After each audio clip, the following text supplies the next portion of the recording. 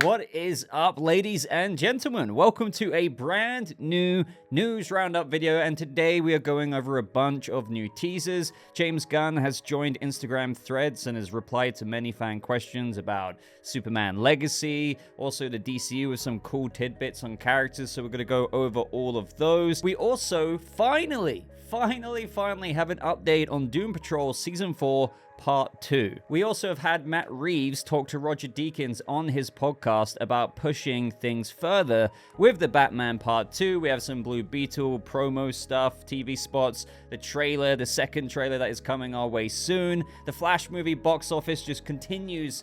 Like, we know it's bad, but it keeps getting worse and worse, and we actually have a projection on how it will actually fare in the box office after its run. Plus, we actually have another Flash suit to look at in terms of what could have actually appeared in the movie, and I'd love to know your guys' thoughts on that. So, without wasting too much more time, just to let you know, this video is timestamped. These news roundups have lots of different topics in them, lots of different discussions, so if you want to skip around, feel free to do so. Please like this video if you want to support my channel, support these videos. It means a lot, takes 2 seconds of your time, and consider subscribing for brand new videos just like this. So first up is Superman's Age in Superman Legacy. We finally got our Lois Lane with Rachel Brosnahan. We've got our Clark Kent Superman with David Corenswet. And ever since through that casting process, people have been wondering how old is Superman. Speculation through what James Gunn has said before, with how it's not limited to his 30s, means that, okay, it could be in the 20s, and people were thinking, oh, maybe early 20s. But it turns out James Gunn has responded to a fan asking how old will Superman be in Superman Legacy, and he replied, David Corenswet age. Simple enough, right? It was actually David Corenswet's birthday on the 8th of July. He turned 30, so you could argue that Superman is going to be 30 in the movie because they're apparently shooting Superman Legacy in January 2024. He's still going to be 30 there. Or some people are arguing, oh no, he's going to be like 31 or so by the time, or around 32 when the movie comes out, so he's going to be that age. I would opt to believe in the fact that if he's 30 when recording, when they're shooting scenes for the movie, he's going to be 30 in the film. It's cool to know. You could apply the same logic with Lois Lane, of course. Rachel Brosnahan is 32 right now, but her birthday is just in a couple of days from when filming this video, July 12th, so she's going to be 33 when she's filming scenes for the movie. So Lois is a little bit older than Clark by a few years. So up next from James Gunn on Threads, and I've seen this floating around for quite a while, it's being re-reported everywhere. So John Regan, who does some great Superman artwork, by the way, he asked, so if Superman Legacy is a workplace origin story, will you be drawing any influence from stuff like All the President's Men, The Post, State of Play, or even The Office? And James Gunn replies, I didn't say it was a workplace origin story. It's not. I said it takes place during Clark's early years at the Daily Planet. And again, that's what I meant by how that's been re-reported around a lot recently. Apparently, people were saying that's what he said to the press way back when they announced DCU Chapter 1, Gods and Monsters. So again, origin story, this isn't an origin in general, and thus, even with the most recent, talk about it being a workplace origin story, so it's like, fair enough, you might not get into the pod crash landing or anything like that, but is it still going to be like an origin in the sense of Clark at the Daily Planet? And he's still saying no to even that slither of an origin. It's just Clark is in his younger years at the Daily Planet. And it's, as I've said, without me speculating about this one for the next 20 minutes, bottom line, I do think it's similar, as I've kept saying, to what Matt Reeves kind of did with the Batman, without retreading the origin that we're all so familiar with. Let's still do a movie with this character or these characters in their younger years, a Superman or a Batman that's still becoming, but perhaps in year 2. So they've only actually been active as the vigilante Batman in the Batverse for 1 year, 6 months in the Batman's case. And Superman could be a similar thing. Maybe he's been active for 1 year, 9 months, or maybe he's in year 3. He's been active as Superman around the world for 2.5 years or something. And the same logic would apply, you would have to assume, in terms of him working at the Daily Planet. I would have expected him to work there for a couple of years, give or take. So technically it's not an origin, even though maybe you could still apply that logic with how, if we're still seeing Clark in his younger years at the Daily Planet, well, we're still seeing him as quite a junior reporter, probably under that of Lois Lane. So either way, take what you will from this post there. But let's move on because we've got a lot more posts to get through here. So up next, we have this user asking, will we know if Corenswet Superman will be wearing trunks or not by the end of this year? And he says, quite simply, not really one of my priorities. And I kind of get that, right? We've spoken about this recently as well. When will we hear about the rest of the DCU Chapter 1 slate? And this may sound unrelated, but it's just like the larger topic of when will we hear more about the DCU? And I think most people are kind of thinking, maybe we should wait to hear more until after Aquaman 2 is released. We've got Blue Beetle, then we've got Aquaman 2 in December, which had reshoots not even that long ago, so that's still being duct taped together from what we're hearing from test screenings and whatnot. And, you know, do you really want to take away from those movies any more than what the general audience seems to be having a bit of lack of enthusiasm for? Because I can't say that they're going to do bad or good, but it just doesn't bode well with recent DC movie box offices. So, you know, I know this is about the trunks, but as Gunn is saying, it's not really one of his priorities right now to talk about the trunks. I still think of it on a larger front of, well, we've still got so much more to learn about the DCU in general, but I just don't think we're going to have major commentary on it until maybe sometime next year. Like, let's wait for December to be over, Aquaman 2 to be over, then DC gets a little bit of a breather. I know we've got Joker 2 next year, but still, like, cinematic universe-wise, there's nothing really going on, and it needs that cool down period, I think. So interesting, the next post is somewhat related to this. We have this user here saying, somebody's been busy writing, huh? And he replies, no, not writing. There's a strike. It's absolutely true. But he says directing, casting, designing, etc. So you could argue, I mean, of course he is. He's designing for the Superman Legacy movie. I mean, think about it. It's shooting early next year. Of course, he's been looking into the design for Superman and all kinds of designs for set designs and God knows what else, right? Other characters. But again, going back to the previous post, it's just not one of his priorities right now to let us know that there's going to be trunks or not by the end of this year. And I would just take it like that. It's something that I think a lot of people want to know. I know there's going to be some people saying, oh, who cares? But believe it or not, it is such a polarizing question. So many people like, absolutely, it's iconic. Some people like, absolutely not. It's fascinating all the same. Now, next up, I find this post interesting because I think you can interpret it maybe one or two ways. So we have this user saying, can you give us just a small little hint of who the main villain for Superman Legacy will be? We already know the Authority will be present, but they'll just be small cameos, I assume. And Gunn responds, I never said the Authority would be present.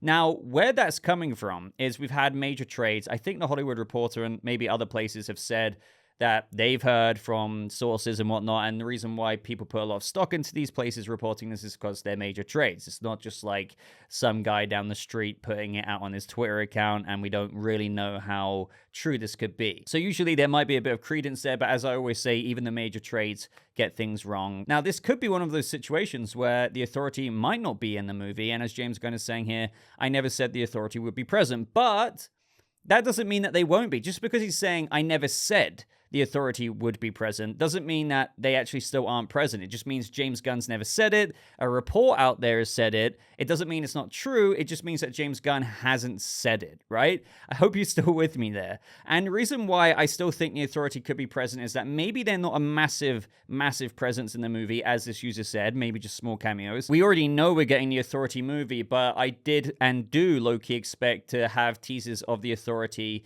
in the actual movie, but if it's very minimal, they could save it for a post-credit scene. Up next after Superman Legacy is the Lantern Show, so since this is a cinematic universe, I'm not saying it's going to stick to the formulaic tease approach through being like, oh, post-credit scene, this is teasing the next project, but they could. We could have a Lanterns post-credit scene, and we could also have a second post-credit scene for the Authority. But I do kind of low-key expect to see, again, the Authority, because in this world, as James Gunn has described, it is a world that has has had superheroes in the past, in the present, and in the future. So when we're going to see Clark flying about, I would be surprised if we didn't have some reference to other metahumans, other vigilantes, taking justice into their own hands by any means necessary, and Clark kind of not liking that approach. Again, that's kind of the story here. That's why I say somewhat of a reverse Kingdom Come approach, because Superman had to return in Kingdom Come to the world to kind of set an example for all of these other rising heroes or wannabe heroes who are kind of like the boys, just kind of like trying to do anything by any means necessary to do good, but they will do extreme things to achieve that goal. Most certainly not things that the Justice League would condone doing. So that's the tease I expect, but either way, Gunn is saying, I never said the Authority would be present, but I think they still will be in some way, shape, or form. So up next we have, well, this is to all the people who always ask about Jennifer Holland, who is James Gunn's wife, who plays Harcourt. Will Harcourt appear in Superman Legacy? No, she won't. Don't really have anything to say about that. There's your answer, right? Because people like to take the piss all the time and say that, and of course she's going to be in Superman Legacy. Well, there is your answer. Up next, we have, huge fan of your work, excited to see what you do with Superman. And Gunn responded, I may be more excited about it than any project I've ever done. To me, that's really cool to hear, and I know already some people are going to be like, oh, of course he's going to say that about his upcoming movie, but I really do believe it. If you've heard him talk about Superman Legacy, the process he's gone through, for example, on Michael Rosenbaum's podcast, I've done a whole video about that. Check it out, by the way. I've detailed every kind of new nugget of information that he's gone over. I'll leave that in the cards or the end card of this video. But he talks about how, you know, beforehand he didn't have a script, or he was offered it, but he turned it down because he just didn't know how to handle Superman. But during that time since then, he found a way. He feels good about the script because he's let lots of people, or like trusted people, read it. Like there's so much more information there, but it's cool to know that through that process, he's really found something to the point of where it feels insanely tangible to him. Like a relevant Superman story, one that isn't just being made for the sake of it, one that isn't boring. He goes on to talk about all kinds of things like that. So to hear that I may be more excited about it than any project I've done, just shows you that, at least on the silver lining here, of no matter what you think about Gunn handling Superman, he really believes that he's got something good here. So up next is for all of the Peacemaker fans out there. Fantastic series. This user here says, Gunn, I know you've been busy with Superman Legacy, but when will we see Vigilante again? And he says probably before Peacemaker Season 2. Now, the reason why he says probably before Peacemaker Season 2 is because it has been said before that Peacemaker characters, or rather, let me say the Waller series, is kind of a Peacemaker Season 1.5. Peacemaker Season 2 will be worked on after Superman Legacy, and so he said you will see some Peacemaker characters in the Waller show. And the reason why he probably used the keyword of probably is because it's not a done deal that Vigilante will be appearing in Waller. However, what he maybe meant before is that some Peacemaker characters appearing in Waller is probably John Economos, you know, Steve Agee, and maybe some other characters. And hopefully Vigilante, but that's why maybe it's a probably before Peacemaker Season 2, and that would most certainly, in my books, be the Waller series. And we're also getting a Creature Commandos character from that animation appearing in Waller as well. I wonder who it is. So yeah, I'm looking forward to that. Vigilante was very, very, very amusing. So up next, a little Creature Commandos update. This user asks, will Creature Commandos take place in modern day, or are we going back to the World War II era? And he says modern day. Now, I've seen some people say, like, who cares? How's this an update? Well, it is an update because some people were wondering if it was set in the past, because Creature Commandos, that was a group put together, I think, well, yeah, in the 1940s. Project M got kicked off. It was like a government thing responding to things going out there in the war at the time, and they were named the Creature Commandos. So you could argue that it could have been like a prequel in the DCU canon, but instead it looks like they're kind of modernizing that, probably doing a lot of comic accuracy still from that of Creature Commandos, but just making it modern day rather than framing it in the days of the 1940s. It doesn't really surprise me at the same time because, you know, Amanda Waller setting up the Suicide Squad, there's probably all kinds of other shady government things in the new canon of the DCU. I think I'm just wondering, what was this group created for in response to? Because again, back in the day in the canon, it was a response to everything going on with World War II. What's that excuse going to be for Project M to get started and the Creature Commandos in modern day? Maybe they just do it for the sake of it because, hey, we've got a Suicide Squad. We send them on suicide-esque missions, kind of last resort stuff. Let's just create these characters and see what they can do. But I would love to know your ideas. All right, so the next post from James Gunn on Instagram Threads pertains to Doom Patrol Season 4 Part 2. Now, this is a big update for us Doom Patrol fans because, again, to just lay some groundwork here, it has been a weird, suspicious time. We're now at over half a year later and nothing. And I know that all of the episodes have been shot and they are good to go. So we got to the point in where Michelle Gomez, who plays Madame Rouge, Laura DeMille, on the show, a series regular cast member, a member of the Doom Patrol, said, "I have a sinking feeling that the final installment of Doom Patrol was binned. If this really is the case, then get ready for a huge dump of my own." Now, this got a lot of fans, including me, concerned because I was aware and considering the possibility of like, oh God, what if they're just doing a write-off, like a tax write-off thing, because, you know, we've canceled it anyway. We're not even going to finish the final 6 episodes, or like not finish them, but release them and try and get some money back or something, right? And as a result of a lot of fans wondering about this and fearing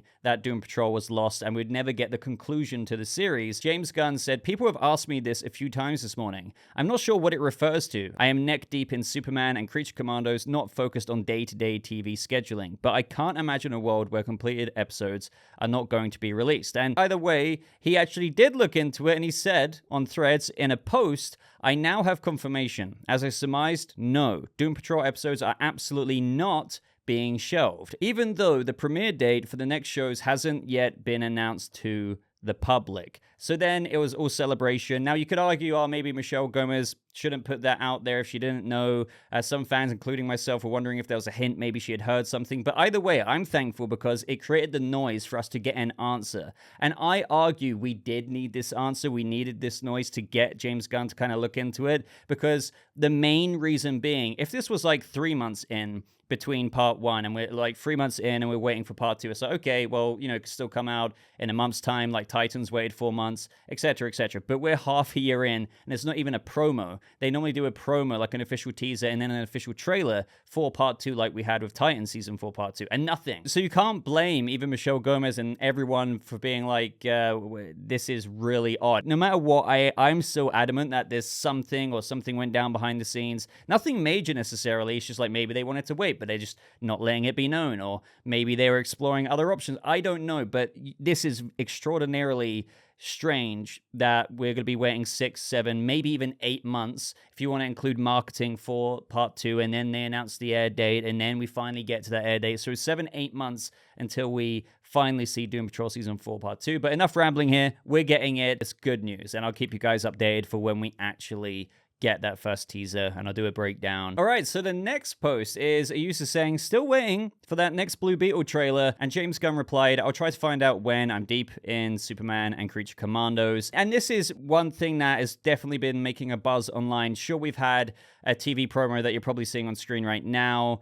They are doing TV promos. The marketing is technically there, and we get a little bit more of a glimpse, a couple of new shots in this TV promo. We see another shot of Carapax, the Indestructible Man, of whom I think is just maybe hired by Victoria Cord to get the Scarab back. It might be a bit straightforward there. This movie hasn't really had any marketing. We're not that far away from Blue Beetle releasing on August 18th, and there's still not a second trailer. Now, there's lots of theories into this. Obviously, the Flash movie has absolutely bombed. Shazam completely bombed. 130-something million in the worldwide box office. Like, I always get blown away by that one. This reason, that reason, this reason, that reason. And Blue Beetle, they're probably just like, hey, I don't know if it's going to do well. Hopefully it does, but we're maybe not going to go ham on the marketing for this one. And a lot of people are predicting that Blue Beetle and Aquaman 2 might not have that much interest from the general audience, especially, again, considering every recent DC movie. But either way, insiders are saying that the Blue Beetle trailer should be released in a few days, and I'm talking about the official trailer 2. You know how you normally get an official trailer 1,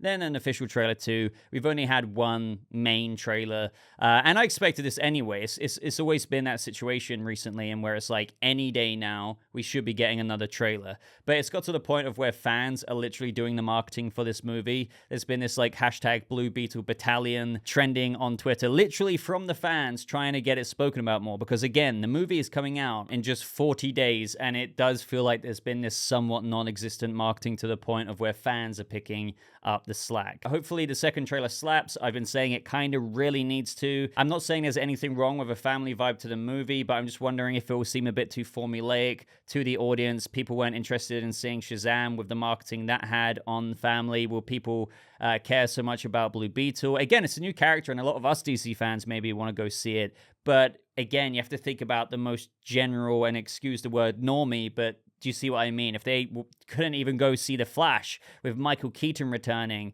and Ben Affleck and all of this stuff in the Flash movie, granted, yes, I know there was other controversies with that. Does Blue Beetle and Aquaman have much interest as well? Let me know your thoughts there. We have got some other information with how the runtime is looking to be 2 hours and 7 minutes. So again, it feels like quite a clean, straightforward movie. 2 hours, 7 minutes runtime, and hopefully it's a fun time. I just hope that people give it a chance, because I feel bad for the movie that it's caught up in this kind of twister of DC kind of disinterest, if you will. Meanwhile, very quick update on the Flash movie's box office. We have Variety here saying, elsewhere, Warner Brothers and DC's comic book adventure, The Flash, is running out of steam with 5 million from 78 markets in its 4th weekend of release. This weekend's ticket sales take the international tally to 156 million and the worldwide total to $261 million.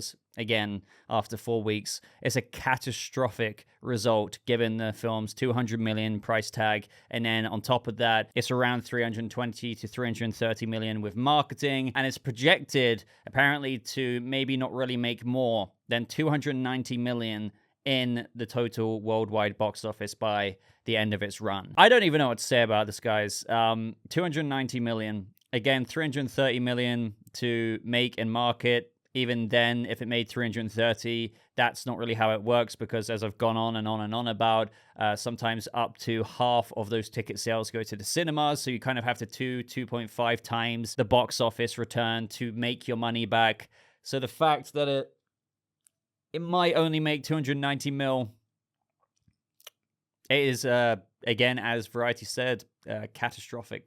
Completely catastrophic. Speaking of The Flash, let's briefly have a look at this suit from the concept artist Gerard S. Marantz. And this is a different version, again, obviously, of the Flash suit that they didn't go for compared to that of the finalized design. Now, this one here, I would say that parts of it look cool. I do like the kind of darker red color. It makes it look a lot more red versus the orangey kind of effect that people felt like the movie version had. I do like some of the lightning bolts, but I will say that this concept artist went a bit too ham with the lightning bolts. For example, on the thigh there, I would say, like, take the horizontal ones out and just leave the straight line. That's what I mean. It just seems to be lightning bolts absolutely everywhere. I don't mind the ones on the chest kind of going down sideways into the belt. I would maybe take away the ones going into the emblem. The cowl, on the other hand, is just way too flat, like completely. I do like the approach to how it doesn't seem as helmety as the one in the movie, but there's something so off about the cowl at the same time. I like the ears maybe to come out a little bit more. The chin strap, I'm not sure about, but yeah, it needs some kind of more pleasing aesthetic there, because right now it just seems like it's completely sucked to his head. But overall, when you look at the other images, like the actual material of the suit, I much prefer over the material and the little textures in the suit that we see in the movie. Here it's more of a fabric. I am more of a fan of that for the Flash. Not necessarily like CW leather levels, even though I do like how they changed it from leather to a similar kind of fabric-y look to this. But this is more suiting of that of a speedster, in my opinion. I do like the different grades of fabric there on the cowl when you get a much closer look. Obviously, this design wasn't chosen. I do see some cool aspects in it, but it was overdone at the same time in certain areas. The cowl is far from perfect, but I do prefer quite a few aspects of it over the one in the main movie. I'm not saying that I would have wanted this one in the main movie, but then again, I'm not like an absolute diehard fan of the one in the movie. Maybe if they could just combine the both, like marry these ideas together, it could have been something like even more impressive. But let's end off with the Batman Part 2. So you may have seen a post like this recently where it says Matt Reeves says he aims to push it further with the Batman 2. And a lot of people don't really have the context in terms of what Matt Reeves meant there. This is coming from the podcast where Matt Reeves spoke to Roger Deakins. I cannot like tell you enough to go watch that podcast. It was really, really awesome hearing Matt Reeves talk about everything, his whole experience from filmmaking from a kid to going up to Cloverfield. Never think he would be like making genre type movies. His approach to the Batman, this, that, and the other. It's like so educational in so many ways. If you're a fan of the Batman, if you're a fan of Matt Reeves and his ideas and everything like that, just trust me, listen to it. But this is a quote he said with regards to what has been circling around with pushing the Batman 2 a bit further. So he says, I've had so many wonderful collaborators to work with. And when you find someone who you love working with, you just want to, so like, come on, please, let's just keep working together because this is such a, how much farther can we push it? I've been talking to Greg about, I'm trying to write the next movie now with my partner, and we're doing this thing. And he's like going, let's just push it farther. And I was like, yeah, that's what would be really exciting to do. So this is mainly at the point of the podcast where they're talking about visual effects, CG, they're going over the Batmobile chase and talking about all of these different approaches versus that of like typical studio films that come out these days. And what most intrigues me about this is, yeah, like technically they are going to push things further with the Batman Part 2. But when he's talking about how he's writing the movie now with his partner, which is Mattson Tomlin, and they're doing this thing. He's referring to that they're doing this thing in the second movie in where he's then talking to Greg Fraser, the cinematographer, and they're like, let's just push it further. So of course, in the next movie, we expect some big scene where they want to do something really cool with Batman, whether that's like the Bat in the Rafters at the end of the first movie, that fight where he's taking down all the Riddler goons, or the Batmobile chase. So right now, they know from the writing that we are doing this thing. And I would love to know what you guys think that could be. I mean, to be honest, it could be absolutely anything. Of course, there's going to be a main action sequence or two in the next movie. So that's what he meant by saying we're doing this thing, and thus, circling back to Greg Fraser, he's like, let's just push it farther, let's go absolutely crazy with this and go even beyond what we did in the first movie with this new action scene that we have no idea what it could be. Maybe another Batmobile scene, maybe another combat scene with the Batman Part 2. So it is that straightforward, but it's just really cool to hear, honestly. Once again, if you have Spotify or Apple, whatever it is that you listen to your podcast on, trust me, check this out. I want to listen to it again. That's how much I enjoyed hearing Matt Reeves talk about all this stuff and the little nuggets of information you get there. But anyway, ladies and gentlemen, that is everything from me. Quite a long, rambly news roundup today, so I hope you enjoyed what we spoke about. Maybe you only listened to like a few aspects of the video, but regardless, let me know what you thought of what you listened to, or if you listened to all of it, let me know all of your thoughts down in that comment section. I appreciate that you've spent some of your time here today so much. So if you have, on top of leaving a comment, I would really appreciate a like on the video. If you're brand new here and you find yourself coming back and maybe I'm on your recommended on your YouTube homepage, consider subscribing. But until next time, guys, just thank you so much for watching. I hope you have a lovely rest of your day. I'll see you all in the next video. Goodbye.